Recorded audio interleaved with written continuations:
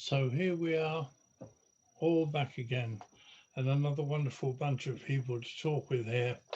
I'd first like to introduce Liam Cutler, and I'm going to wave this here, this wonderful device that I'm lucky enough to have one.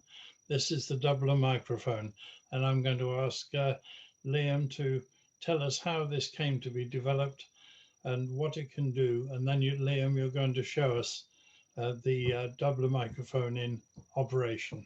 Yeah, sure, I'll do a little demo. Yeah, so first of all, so the doubler, so with Oclea and our product here is the Doubler Studio Kit, which is a hardware and software combo. And it first started with our founder, George, who's at the Royal Academy of Engineering. His final year project was this device that you could sing or hum melodies or do beats, and it would interpret what you were doing, and you would hear it back in real time as that instrument. It's now evolved into something a little bit more sophisticated and in depth now, which is, yeah, basically this hardware and software combo in which you can use your voice as a live MIDI controller. So that means you can sing or hum melodies or beatbox to create rhythms and beats and hear that back in real time in your DAW, whatever you use. Yeah, so it's a standalone application that your DAW or your hardware or whatever you want just sees as any other MIDI controller. And yeah, you can basically use your voice to make music. And kind of what we're about is bridging that gap between mind and music, which is a lot of what everyone's spoken about here. So yeah, I guess it's easiest to just, I can do a demo and show you the software, and let me just move this around. I'll try to keep it within a few minutes. It's easy to get carried away doing these. It's quite a bit of fun. I'll share my screen. Cool. Can everyone see that? Yep. So yeah, so what we're seeing here is the Doubler app. So we briefly mentioned the mic as well. The intelligence is all in the software. The mic for us is basically a known input that means we can just kind of fine tune things and make sure that audio to MIDI translation is as accurate as possible. But everything that's going on intelligence wise is, yeah, it's in this software. So it's got two sections, triggers and controls. So on the left hand side is the triggers, which is the beat side. So you can train certain sounds and assign those sounds to MIDI notes. And it uses machine learning in this. But you'll see, I'll demonstrate this with sounds in a bit, but as I make different sounds, they light up, and these are all each assigned to a MIDI note. And then on the right hand side is the controls, which is the pitch side of things. So you can sing or hum a melody, and yeah, it will convert that into MIDI information to control an instrument. And at the top, you'll also see these control dials, which are the vowels R, E, U, and an envelope dial. And what this means is, if I bring this up, each dial is assigned a CC number, and this means you can assign vowels to parameters within your DAW and basically get in depth and start using the timbre of your voice to control synths or anything you want, basically, that's MIDI mappable. It's a completely open thing because it's just a MIDI controller using your voice. So what you create with it is really up to you, but I'll show you some examples. So in Ableton, just got this harp sound here. Ba, ba, ba, ba, ba. And basically what this means, you'll see as I'm singing, it shows up the note that I'm hitting. Ba, ba, ba, ba, ba, ba, ba, ba, ba, ba, ba, ba, ba, ba, ba, ba. And I can sing or hum these melodies and yeah, hear them back in real time. You also notice that I'm in a key lock. It's hard. Doubler is not intended just for singers. You'll notice probably just very quickly there that I'm not a singer. I am just, I just make music in the box, if you like. So what we do here is we can lock you to a key and keep your output melodic, meaning anyone can use it. You don't have to have a good tune or a good pitch to your voice. You can just get making music and your output is melodic. So it's keeping me sounding nice there and harmonious. And you can change these. We have auto key detect features, which means it will automatically detect the key. And you can change it manually, mess around with notes and go in depth for that side of things. Conscious of time, so I'll go through the next few. Just to show you a little bit more in depth. So this is Serum. I've just got a bass here. And what I've done is I mapped this cutoff here to an R vowel, and it's kind of a dubsteppy wobbly bass. And you'll hear as I open up my vowels that I can control the sound of that as I go along. So let me put the octave down. Wow, wow, wow, wow, wow. Wow, wow, wow, wow, wow. So that's just an example of how you can start to use your vowels to get involved with the instruments, in a bit more in depth. And yeah, so I'll just briefly talk about the drum side. So this is, I'll quickly train some to show you how that works. So if I remove these, basically I can add a note, click train, and repeat the sound that I want to assign to that note. Just turn this off.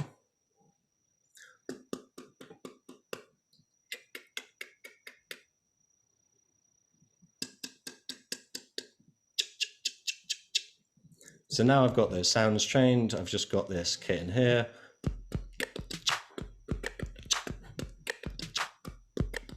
And then I can control drums with that.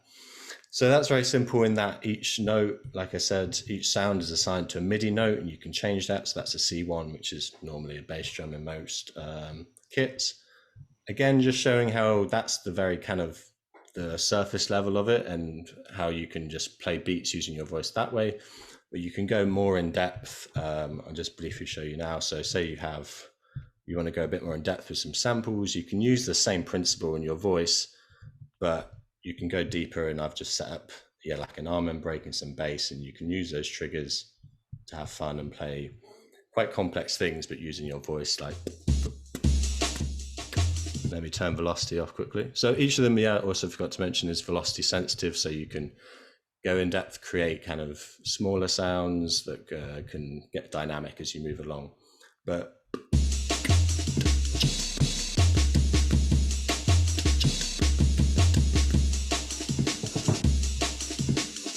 bit of fun. But basically, that's the principle in which you can start to map your voice, not just the basic kind of pitch to MIDI aspect, which is what draws a lot of people in terms of hearing your instrument and what you're singing, but also the little intricacies of your voice. So the sounds for beats and rhythms, timbres for control and sound design, and basically, just getting involved with your DAW in an intuitive way, basically. Thanks very, very much for that. And that is really wonderful. A great boon for simple singers like me who've dreamed of something like this for a long time. And I foresee hours and hours of fun here.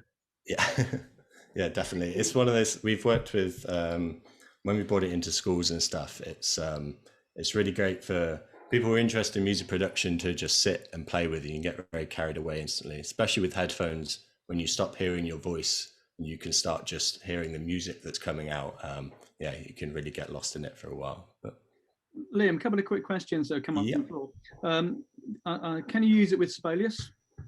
Yes, so basically you can use it with anything that takes a MIDI input. So we have a virtual MIDI driver that sends out MIDI, and if it takes MIDI input, you can use doubler with it. So yeah, you could absolutely use it to translate into notation with Sibelius. Yeah, through MIDI and Dorico as well, of course. Yes, yeah. Education pricing. So at the moment, we're just we're pretty new. So we launched our first product from the Kickstarter in October 2019. And at the moment, we just have one price level, which is for this hardware software combo, which is $259. But this is not how we want to stick with it. And in the future, we want to move to a software only version, which we're working towards at the moment, which means you can use it with any mic. And obviously that then gives us infinitely larger scope to work with organizations and various things. So at the moment, it's just a fixed price, but hopefully in the very near future, I can't say any key dates, but in the near future, we'll hopefully get towards a software only version, at which point we'll then introduce education. Licensing, pricing, and that sort of thing. I think it's really, really exciting and fantastic. Now, have you worked with any people with disabilities with it as yet? Yeah, so like I just mentioned there, we're still very brand new and getting on our feet with these things. But we've had lots of great feedback initially from people who aren't physically able to use kind of traditional MIDI controllers, keyboards and whatnot. But we're just now starting to kind of expand this And yeah, so because there's the kind of two aspects of it, where there's the physical aspect of using your voice because you might not be able to use other MIDI controllers as easily, but also the other more educational aspect, where people who might not have had traditional musical training or access to music education to get involved with your ideas. So there's two parts of it, but yeah, for now we've worked very briefly, but we're hoping to do a lot more over this next year as this our next project is. Liam, well, I must thank you actually for you've given TiME 5 doublers which are out with different organisations and being tested. Of course, the problem at the moment is people being able to work with students on a face-to-face. But once we get that information through, we'll be able to feed that back to you and we can take doubler. Yeah. Oh, sorry, you've had a delay issue there. Yeah. Oh, just thanking Doubler for the 5 sets that you gave TiME that we've then sent out to people and waiting for feedback on. Yes. Yes, thank you very much for all of that.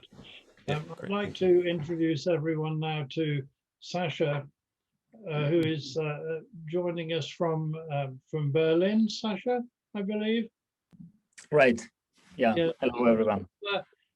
Sasha's company's name is Playtronica, which is the embodies really the whole aspect of playing and fun with music and with sound.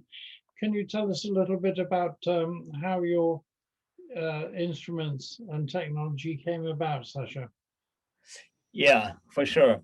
So the company was created 6 years ago, and I was actually doing my master on education, and my idea was to find a tool that can be used to teach electronic music. And by that time I was living in Barcelona, and they had a wonderful festival, Sonar, and there was a Sonar for kids.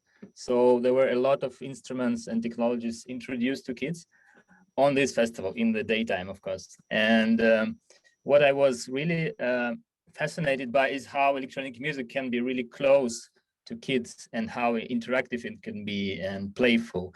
And so I decided to make a research, and I found a technology which was by that time on Kickstarter.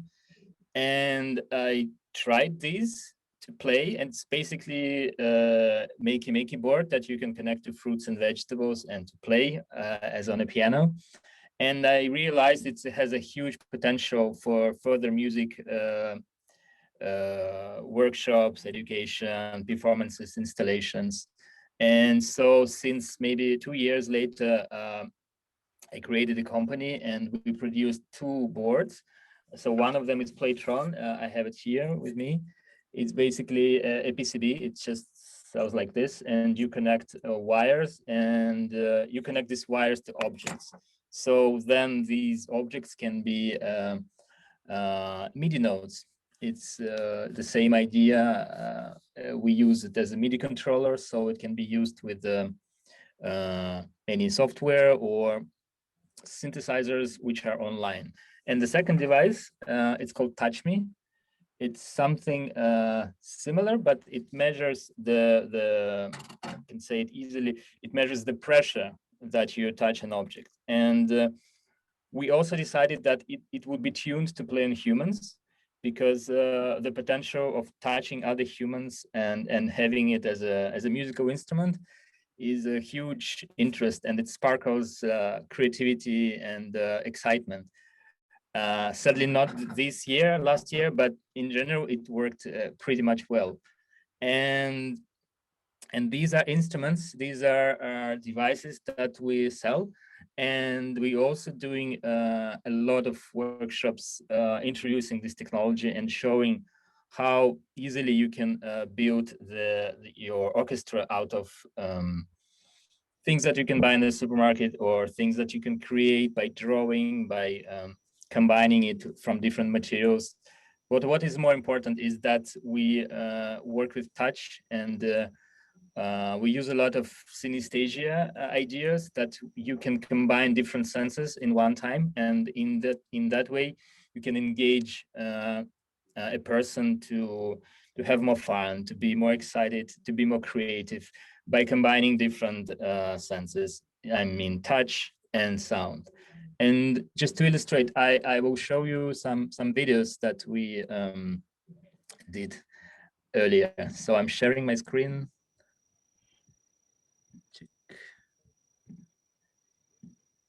So that was the first one that we created to promote Playtronica.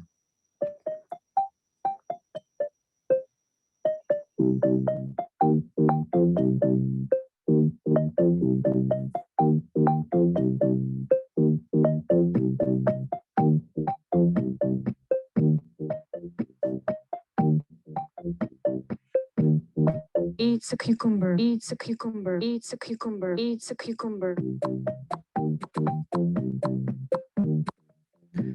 So there are 16 inputs, and each 4 is a group of particular instruments: the bass, the drums, the solo, and the vocals or effects.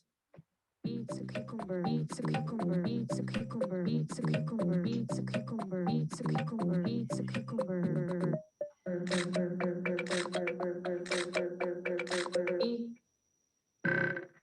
Yes, and in this way we built the workshop environment where we introduced already sound that we prepared for the workshop, and that worked pretty much well. This combination of 4x4.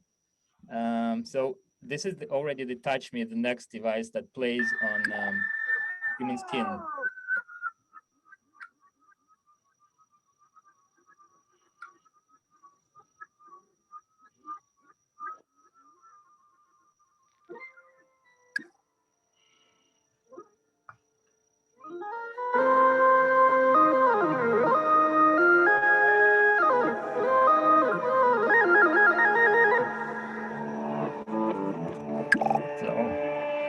And this is another one where we introduce interactions with people in wrestling, but make it musical with sound and TiME.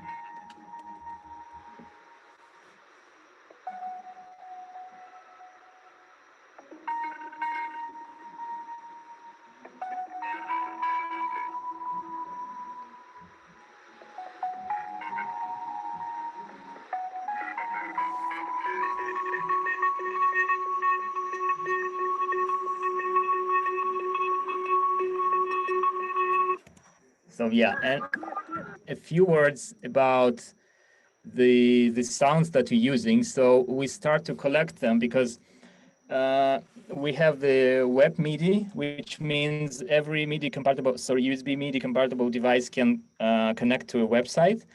And we found that there are a lot of synthesizers which are on free that you can play with our devices. So basically, we provide this collection of synths for people who are using our instruments, and they can go on and start play just immediately. But also we created our own web sampler. It looks very simple like this. So I'm now just pressing keyboard, but the same happens when you're using Playtron. And there are a few banks that you can use and play.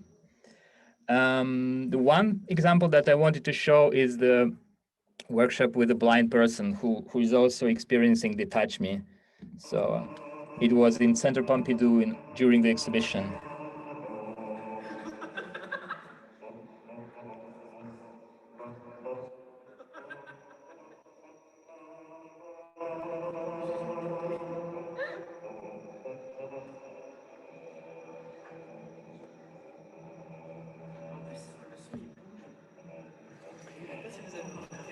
So yeah,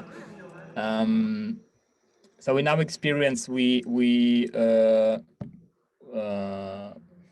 see a lot how people who doesn't know each other touching themselves by playing music, they get this kind of a different feeling, and of course together with music, they're not thinking of the act as a touching, but they're thinking as a music creation, sound creation, music playing. So I think this switch is what it makes really interesting for further development. And one more thing, if I can have more time. My colleague from conductive music created a workshop scenario with TiME. Conductive Music is a company from UK, from London. So they made this funny guide, but they use TiME to draw and then to play on these drawings. So kids in the class, they can draw their sounds, and by touching the drawing, they can replay the sound and play melodies and so on. And he created this funny cartoonish guide. So yeah. Sasha, thank you so much. I can't wait to play with those myself. Thank you. And I know you have lots of other things in the pipeline as well. Richard, are there any questions for Sasha right now, or shall we keep them towards the end when everybody's had a chance? Just a quick one on price. If you're able to give us some sort of idea on price there, Sasha, that'd be great. So the price, the currently price now, I guess it's 80 euros, but we have a 20% discount for educators. And how do I do that? I'll find that on your website, do I? Yeah, exactly. You just write to us, hello@playtronica.com, and yeah. That's fantastic. Thank you very much. All those links will be on the front of the TiME website as well. Sasha, thank you so much. Thank you very much. Ben, back to you, and back to you and the Skoog. I'm going to wave mine here. Oh, hello. Yes, recognize that. Can you tell us how the Skoog came about? Yeah, and before you get into showing it.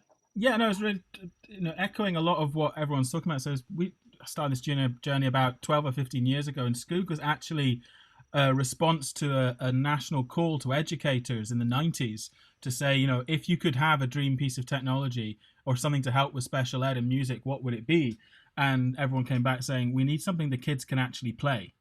And so various funding things were done, and that call went out, but it didn't have any money attached to it. But through an inspiring chap called Nigel Osborne, who some of you may have heard of or know, he managed to get Nesta, National Endowment for Science, Technology and the Arts, to fund a short development program.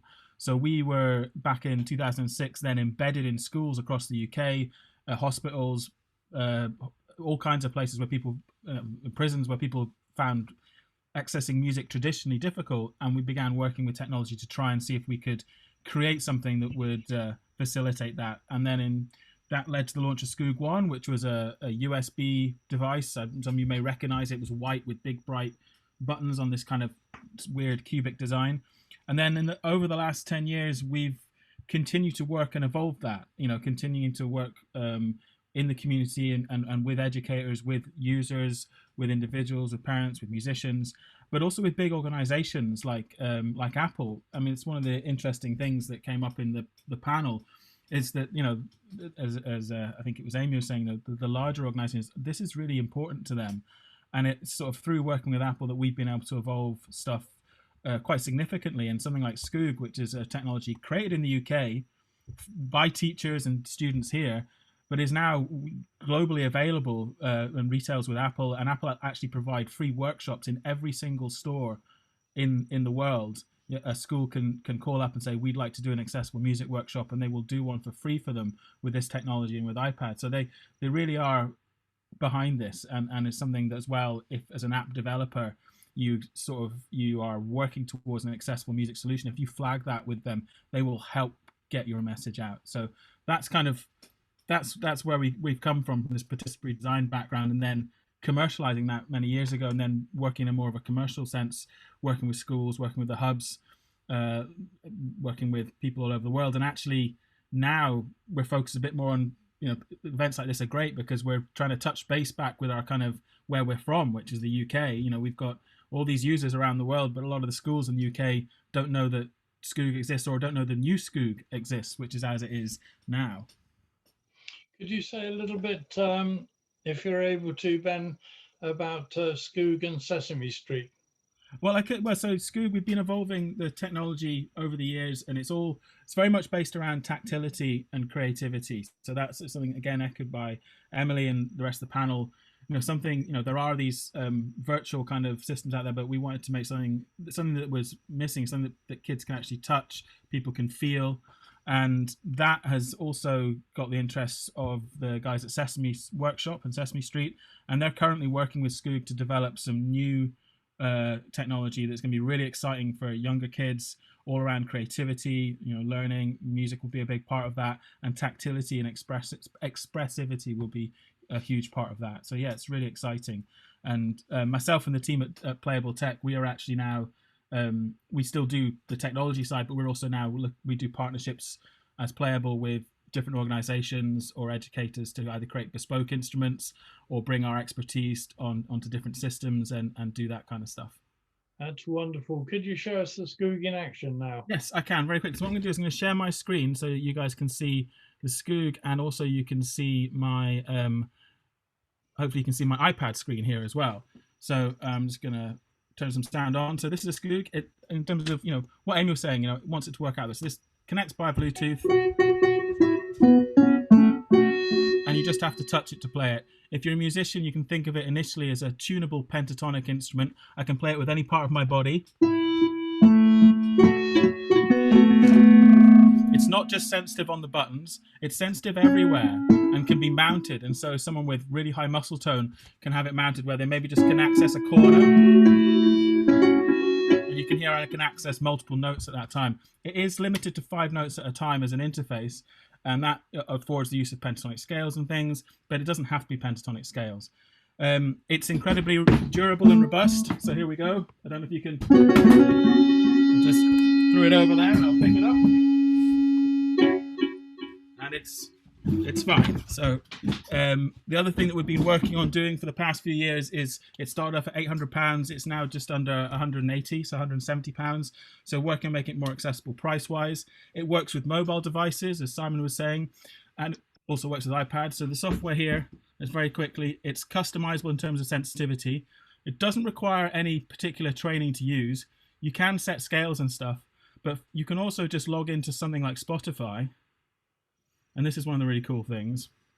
And if I agree to let it hook up to my Spotify, now I can access my library and choose a song, and it will automatically set the key there. You can see B major, and now.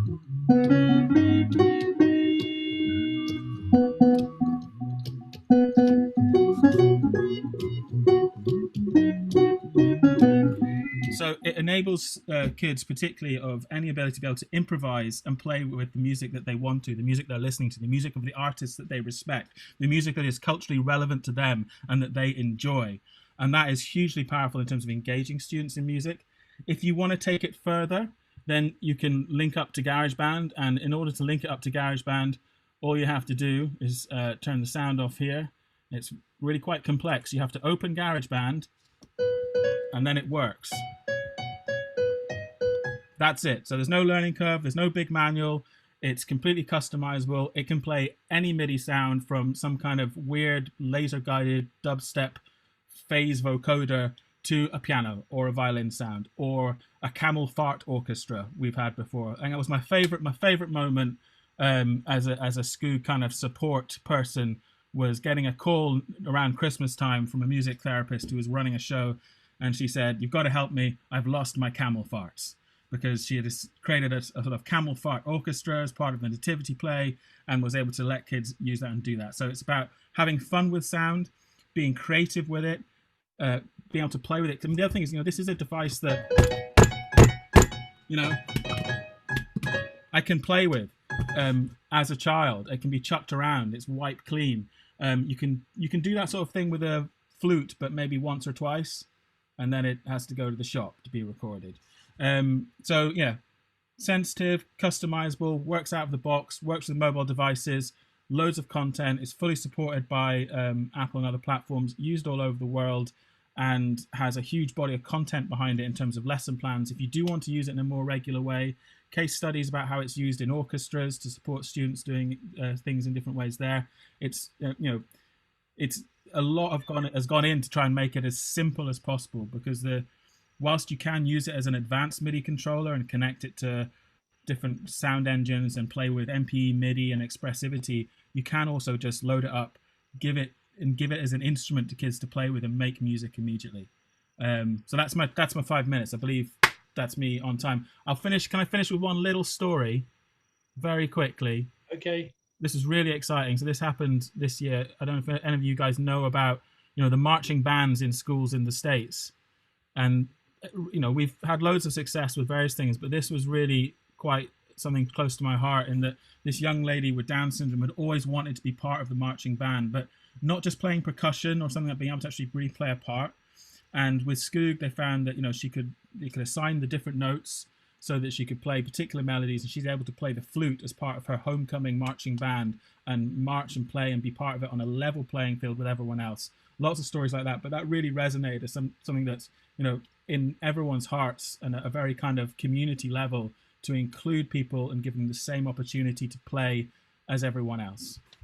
Thanks, Ben. That is wonderful, and that's really heartwarming. Richard, do you have any questions for Ben there? It's just the developments that you've taken the Skoog on from when it first came out. I remember it very well, but the link there with Spotify is fantastic. Really, really exciting. Yeah, it works with iTunes as well, and it will automatically kind of analyze the sound. And this is all, it's building on the shoulders of technology giants in a way. It's all advances that have come through the rise of DJing and people wanting to curate music together. And this has created this kind of wealth of information around digital music that allows you then to kind of plug in and tune things automatically and key detect. And, there are advances going on all over the place that are kind of coming together in heads in things like Skoog or Orba or these different things that pull all this stuff together, then suddenly makes it available, hopefully in a really useful format. I think it's the case studies, I think, are really important, and the different places it can be used. Irene Lakota from Chiltern Music Therapy, we love Skoog and use it loads in our music therapy sessions. We are happy to share some case studies. So that's great. And Amy Dickens, again, I've used it in sessions too. I can confirm it's very durable. Mine has survived a bite or two, so you can even eat these things. This is wonderful. But and is it only from the MIDI perspective? Is it just GarageBand, or can you use it with any DAW? You can use it with any MIDI device using virtual MIDI. It will connect to Mac OS or iOS. At the moment, it is just on the iOS and Mac OS side. We are working on Chrome and Android, and if people are interested on running any pilots or doing something in those spaces, we'd love to hear from you. But it's a MIDI signal going out, so it could also be used in the notation program. Yeah, anything like that. So it's MIDI signal, but what it will do is the Skoog sends out strange MIDI, which we then work magic with, and then turn it into sensible MIDI. So the MIDI, it's virtual MIDI running within the system that you then tap into. If you connect a Skoog directly to something without using one of our apps, you'll lose your mind. Well, that's brilliant. That was fantastic work, Ben. Thank you very much. Thank you. My pleasure. Thanks very much, Ben, and much more from Ben and everybody else to come. Something very, very different for us now. Live coding there's been a buzz around lots of the music community. I've been fascinated by the notion that traditional music notation is a code that has been developed over hundreds of years, and the computer code itself is just another form of coding. I'm going to introduce us now to Sam Aaron from Sonic Pi, and Sam will tell us more about how Sonic Pi came about and what you can do with it. Hi, sure. Hi, I'm Sam. It's lovely to be here, and it's a real honour for me, actually, in many ways, because I'm just a programmer, and I'm just really interested to see what people are doing in the space that I'm sort of edging towards. I've been taking programming and code towards music, my own journey, for quite a few years now, like 12 years or so. And Sonic Pi is my latest sort of step in this water. It's a project I've been working on for about 8 years. It span out of the University of Cambridge Computer Laboratory, and initially was a project in collaboration with the Raspberry Pi Foundation to create something to try and, as a response, and this has nothing to do with music, to the UK's new computer science curriculum. So a bunch of years ago, the government said, we need to teach computer science, teachers go and teach it, And of course, there was very little support, very little sort of materials, lesson plans, or even necessarily qualified teachers to help with that. So there was a real sort of call to arms. And so there was a little bit of a money for a project to work in this space. And I was working on weird programming languages for music at the time. And I was thinking maybe I could take my ideas and simplify them into a way that children could use. And that would be the way that we could engage children in computer science through music. So I use music as a tool merely for engagement in the computer science curriculum, and essentially created a programming language simple enough to teach 10-year-old children how to do the basics of programming, which was also a musical instrument. And what's happened since then, since that very early days, is that's kind of like turned around now, because once you've got a system actually that you can code music and you can teach code with it, that system is actually is an instrument. And if code is the material that you use to create your instrument, like the wood for a guitar, you know, or like the brass for a trumpet, and that's something that 10-year-old children can now do, then anyone now can make their own instrument out of code. And it means that as long as that instrument is something that could be coded, and that's not all instruments, and this is certainly no attempt at all to replace traditional instruments, this is another tool for the toolkit. But it's a new kind of material, new kind of wood that people can make their own instruments out of, and that's, to me, that's a really exciting thing. And there's a whole plethora of activity of people using it to do all sorts of interesting things, from treating the code as a notation to take traditional Western notation and Mozart pieces and Bach pieces and Beethoven pieces, transcribe those to code and play those back with a computer, to people performing in nightclubs as DJs. To people writing operas with it, to people writing ridiculously heavy metal music, people coding the scales of their cultural norms. And this is the critical thing, is that with code you really can really be very expressive with what your instrument is, and what kinds of sounds and notes and those abstractions can be, and you can really break out of Western notation very easily. And so you're not limited to notes of a piano, although you can easily do that. Or particular sort of grid-based music. It's actually much easier to write badly timed, weirdly syncopated music than it is to write grid-based music, but you can do both with ease. So yeah, it's really, I've built a system that this is built on a lot of heritage, a lot of tradition. So there's and I have got no idea how long I'm talking for, so give me a minute before I finish.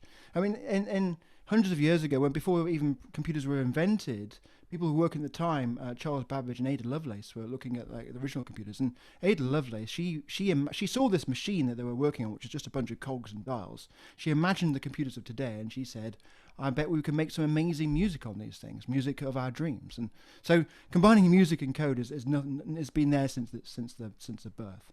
And so yeah, I built a system. It's deeply accessible in new kinds of ways, because what we have is language. And if you have any accessibility tool that can work with language, like screen readers or braille readers, they can instantly work and use to create new kinds of instruments and play and perform with those instruments. We're combining very sort of separate ideas. The performer is typically separate from the instrument, is typically separate from the performance, is typically separate from the actual score. And here we're actually combining these things in ways that gives people the ability to mix and match themselves. I think that's really the exciting part to me. Yeah, and so people are using it all over the place. I'm excited to work on it. It's uniquely funded. I'm sort of funding it myself. It's a free open source project, so all the software entirely free, runs on Windows, runs on Mac. Also, obviously, runs on the Raspberry Pi computer. And so yes, it's something to download, to add to your toolkit. And it is the most. We had lovely talks earlier about accessibility. Where I'm working with University of Leiden, and they've got groups, blind users and partially sighted users, working with the software, with the screen readers. I've implemented new kinds of look and feel so that it works with people with low vision. So yes, I'm really interested in the accessibility story, and I've also found that any work I've done that's towards accessibility, not just in terms of the kind of users we're discussing now, but really about just lowering that barrier to entry for everybody. When I've taken specific steps to go towards those things, which I may have not considered if I'm trying to make a musical instrument of my own ideas, they pretty much always have yielded broadly useful results for everybody. And this, to me, is exciting. So the more work I put into accessibility, the more impact I see it in other aspects of the project, which really are beautiful to observe. So hey, it's fabulous to see opportunities and to work on them. So if anyone's interested in working with system, and yeah, so it's not just about code to music, but it's also about events to events, which I mean, like you can move your body around, and if that can be interpreted by a Scoob instrument that can spit out MIDI, Sonic Pi can read that, or messages on the network via open sound control. And so I would actually like to get one of these Scoobs and plug it in and see what it does to Sonic Pi. I'm pretty sure I could do something with that, the raw data. It'd be quite fun. But yeah, but essentially any instrument, and I've got like projects here where I'm working on having Sonic Pi running on a Raspberry Pi connected to traditional MIDI instruments, controlling external devices, all the same system that we're using to teach basic computer science and basic introductory music. Sam, could you show us Sonic Pi in action? Sure. So when you download it, it's just an app, right? That looks a bit like Word. Let me just share screen. Share this. Can you see that? Is that there? Yes. Yeah, that's just like a bit of ASCII art. But you just write words and then you press the run button and it doesn't work. And this is totally normal. And it really is important to stress when you're learning to program that everyone makes mistakes all the time. That's completely normal. And it tells you that something went wrong and I didn't understand splurgy splurgy blurg. And so the critical thing is to understand that different words have different properties in Sonic Pi. There's the sample word, which takes a symbol. These are built-in pre-recorded sounds, so I can like play like a weird sound like this and change its rate, or I can take like the traditional Amen break. I can play it back at half speed, 5 times loud. So I'm gonna do like hip-hop style, or I can even use loop structures to loop around. Speech stretch that to 1. Like this, and I can like do weird timing things, and I can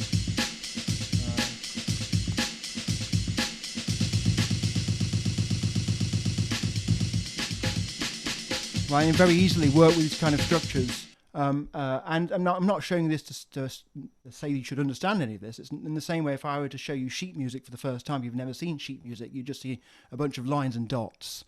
And then I would tell you, I promise you, if you spend a bit of time studying this, you'll be able to play the music on this sheet. And I can do the same to this. And if I can promise you that if you spend a bit of time reading this code, it actually makes sense to you if you learn it. Because I have taught it to hundreds and hundreds and hundreds of 10-year-old kids all around the world, in fact. And I mean, it's great. So it's to see. And so yeah, I can twiddle my MIDI knobs and immediately the events come in, so I don't have to write a single line of code to work with a MIDI device. It's just there. I can write 3 lines of code and I can interact with that device in those messages. So I can write a live loop and I can sync with the messages that have come in. So this is the MIDI fighter control change. Is that the one we're doing now? No, it's number 1.1. And so each MIDI device has a special magical word. And then I can play a note. Let's play 70. And it's just playing that note lots and lots of times. So I can take the note and the value, so which note I pressed and how hard I pressed, and I can play that note. Oh no, that's the MIDI controller. I need this one. So now I've just built a musical instrument from the MIDI events, which just basically plays a note. But I can take the samples apart. I can trigger individual whole pieces of music. I can just change the amplitudes of things. I can do what I want as long as the system can do it. I can code it and control it, and I can imagine it. And so it's kind of like Lego for music, where the pieces are pieces of code. And yeah, you can use this, as I say, as a notation to perform as a composer to write the code, and you might write a long piece of code. And so here's like a Reich phase. So here's like a Steve Reich piece, which has been encoded, but it's much easier to compress the code into structures that make sense. So here we have 2 loops which are playing at slightly different speeds, and they come in and out of syncopation. This is much easier to notate with code than it is to do with traditional music. I can also play some sort of beaty kind of thing. So let's go for like this re-res track. So again, this code is making this music. It's using deterministic randomization. The timing is all immaculate. And I can modify the code as it's playing. So I can just take the synthesizers out and the drums out. So take the kick drum out. And I've taken everything out. And I can bring back the drums. I can change the rate. So I can modify this as it's playing and turn it into notation. So this is a really fun thing. And I can also, one last thing to show really is, I don't know if I had the buffer with it in somewhere, or maybe I just deleted it. Yeah, here we are, look. So this is going to work. I just plug into my guitar, I can take a live audio stream, and I can modify the effect. So I can change that crush to a reverb, and I now have a guitar effects pedal with one line of code, and I can write as many pedals as I want, and I can live code them, and I can modify them, I can manipulate them with the MIDI controllers, I can send messages over the network, so I can make orchestras of these things, and the cool thing is really I'm saying I can do this, but actually you could do this if you learn how to do it. It's all available to you, it's completely free. You just need a PC or a Mac or a Raspberry Pi or a Linux box, and you're fine. It doesn't work on iPads, doesn't work on Android, doesn't work on the web yet. I'm working on web aspects right now, but it really is more about the sort of the open computer systems I'm more interested in working with. Sam, fantastic. Thank you very much. Thank you very much. This raises for me one thing I'm really interested in. We can discuss more, which is how we can use music and sound to teach STEM subjects, particularly in these days when the arts in particular being left out of a lot of bonkers, isn't it? It's education. totally So bonkers. this is one example of and we've noticed that with the music, it's really increased the engagement in computer science. Really, people want to learn how to make a beat, not how to sort numbers. You know, they want they want to make a bass riff rather than look at lists. So it's just or we just saying those words. It's clear, and kids just really react to it. I think the arts in general were so clearly combined with the sciences, and it's just a tragedy they've somehow managed to be separated. We need to find ways to sew them back together again. Thank you so much. Richard, are the questions for Sam there? Not really questions, there's just loads of people saying, well done, you know, it's fantastic stuff. And let me just read this one from the chat that you won't see, Sam, but I wish I'd met you when I was 10, Sam. You are an inspiration. This makes the boring exciting, the unfathomable approachable. Hats off to you. That's from Soundbeam. So yeah, lots of well, that's the thing is, like, I'm really looking forward to the 10-year-olds right now who are playing with Sonic Pi or systems like it. There's many other live coding systems. This is the one I'm working on, which I'm aiming towards education and try to make it simple. But there's like crazy, complicated ones you do weird things with. But those kids who are 10 now, when they're 18, if they've still practiced that for 8 years, they're going to be making music that we can't imagine right now. And I'm going to be at those gigs. It's going to be great. That's fantastic. And I mean, cost-wise, it's... Well, my software, yeah, you need a computer. So if you already have a computer, great, use that. If you don't have a computer, then buy a Raspberry Pi, they're 35 quid, plug it into your telly, get some crappy headphones, and you're away. So my goal was to lower the barrier to entry for a creative experience with code. And cost is definitely one of those barriers that I wanted to remove. And if you've got a really old laptop, it runs just fine on that. You do not need a super fancy machine. I remember going to give a talk at an Ableton festival, a Loop festival a few years ago in Berlin. And a load of their development team were there. And I held up this Raspberry Pi and said, can you run Ableton on this Raspberry Pi? And sort of the faces kind of like this, because obviously their software is super fancy and it needs super fancy hardware. And that's not accessible for everybody. Very good point. Brilliant. Absolutely fantastic, Sam. Really well done. Brilliant. Love it. Wonderful. Thank you so much, Sam. And once again, we'd love to have time, and we will make time to explore all these wonderful things in much greater depth. Tim Yates, are you still there? I am indeed still here. Yeah, Yes, Tim. yes. I didn't want to see you blowing my nose and things while I was watching. So I thought I'd turn the camera off. Thank you, Tim. Can you tell us a bit more about your research and the work you're doing at Drake before you show us the John Kelly Telecaster, which is a wonderful piece of film that you're going to show? But tell us how you adapted lots of instruments. Sure. So, I mean, I spoke a little bit earlier about AMIC and the collection that we're building, but over the last, I guess, 8 or 9 years the R&D program's been running, we've been building communities of disabled musicians and makers in lots of different ways. We run a community called DM Lab, which runs in London and Manchester at the moment, meets regularly. We've run hackathons and all sorts of things over the years. As a way of bringing musicians and technologists together to develop instruments together. The most effective, the person who's the most expert in the instruments and access needs is the person themselves that's going to be playing the instrument. And so it makes sense to develop instruments as a partnership, as a co-design methodology. And so what we try and do really is just kind of pair people up, group people together, find people who have, you know, the disparate skills required to build instruments. And that's been very successful. It's a great way of working. We've developed, I don't know, loads of instruments over the course of the years. Some very simple, some very sophisticated, and you know, everything in between. The instrument that I'm going to play a video of is something called the Kellycaster, which was developed by John Kelly, who runs the DM Lab sessions with me, and a technologist called Charles Matthews and Gowan Hewitt, who was my predecessor in this role. It's a I can't play the whole video because it's too long, but it's an instrument that John brought along to one of our hackathons, an instrument that he'd basically already fully designed in his head, showed up with a 15-page design plan for the whole thing, how it's going to work from start to finish, because he spent obviously a lot of time thinking about what he wanted and knowing how it was going to work. And so with the right technologist, they got together and developed it and built it, and it's, you know, it's been a fantastically successful instrument, and they're still ongoing building it.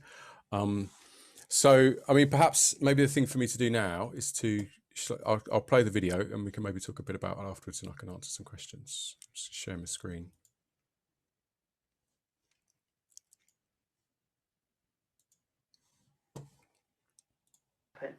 So we spent the last 2 years really getting the design refined to what is now an amazing instrument that's got a beautiful sound, and I'm learning something new every day in it. I'm learning about how I play it, the technique I use, how I set it up. I've already got a repertoire of, I don't know how many songs, but hundreds, literally, because they're all songs that I've grown up with, and now I can play them. The body, this Kellycast that you see in front of you, has been made by John Dickinson, who's an amazing craftsman. The aesthetics of my instrument are really as important. You know, people have these love affairs with their instruments, and I'm in love with this guitar because it's a beautiful, beautiful thing. Raise your hand to the blue sky, forever holding by. Make a stand together. The wind of change will come.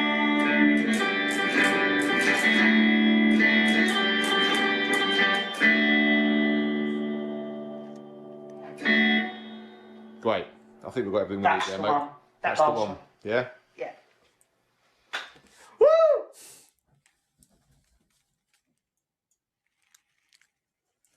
Great. So you can see it's a fully functioning, really expressive instrument. The interesting thing about it is that it's actually a lot more than a traditional instrument, in the sense that along with the interface and the guitar and the strings and everything, there's also a software in the background that is a catalog, a song catalog. It's a composition tool. It's also an instrument that adapts from day to day. Maybe so John sometimes has more strength in his hands on one day than another, and so the instrument can actually adapt to those kinds of changing needs from day to day. And so it's a very flexible and very kind of complete system, which kind of illustrates, I think, that an instrument is more than just a kind of an object. There's a whole kind of infrastructure of stuff that needs to go along with an instrument to really make it a successful and usable music making tool. And so those are the kinds of projects that we've been working on historically at Drake Music, and we think it's a really fruitful way to work. And the challenge now is to take those kinds of projects and make them available to the wider world, which is you know, we're looking at how we can open source things, make designs available, make you know, make it possible so that, you know, maybe where an instrument isn't necessarily commercial, but there may be still a significant number of people who could still use it. How can we make that happen? And how can we kind of make those instruments available?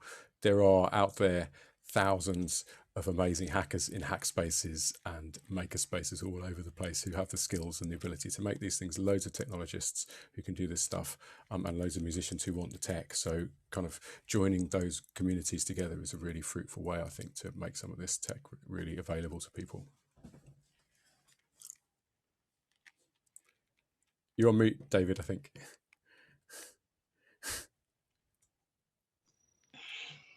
Yes, I did it. That was really inspiring, and thank you very much. And once again, it brings up this this question that we've all talked about a place to bring everybody together, which will be wonderful to work on. Richard, do you have questions in there for Tim? No, nothing there, but I mean, just amazing work that's going on. And the trouble with Drake and with Tim is that I know you've got so much going on in so many different areas, and that's just one very small part of what you're doing. I don't know, are you cloned? I think you must be, because you seem to be doing everything. Life is busy at the moment. That's fantastic. And so, I mean, I would welcome anybody. DM Lab at the moment is online completely. We just had a session last night. The next one is on the 4th of May. So I would invite anybody who's interested in this kind of thing to come along to the next session and, you know, join in, because we, you know, it's always great to have more people, more hackers, more musicians, everybody. We want to build that community. So where do we find the link to that? You'll be able to find the link to that on our website, which is drakemusic.org. Fantastic. That's brilliant. So much going on. Thanks so much, Tim. Amy, I can see the baby applauding there. Yeah, she thinks it's very good work. Congratulations, everyone. So we're coming to the end of this webinar now. Are there any more questions, Richard, for all of our people here? No, I think it's just a question of everyone, you know, seeing what's going on, touching base, and it's incredible. Everyone's doing bits which will then bounce off other bits. So obviously the doubler working with Tim, and Tim's working with Aaron, you know, Sam rather, and there's so many connectivity bits that all connect very nicely as well. The whole sort of connectivity of accessible music making, and trying to make everyone more aware of what is available out there. That's really wonderful, and so I'd like to thank everybody here in the panel and demonstrating their stuff. As I said, it's really, really heartwarming to see all of this work happening. We do have a questionnaire that I believe Kate has put up in the chat. That'll help us getting an idea of what people want, and so that we can develop more and more webinars. The links for everybody that's been involved here will be on the front page of the TiME website in a few days' time, and the recordings of this whole session will be there as well. Once again, thank you all so much, and a big round. Let's all give each other a big round of applause, Amy, with the baby as well. Yay! And thank you to all the people who've been joining us and watching there. And there'll be lots more of this to come. So wave goodbye, everybody. Thank you so much, David. Bye. Great. Thanks for having us. Bye. Bye.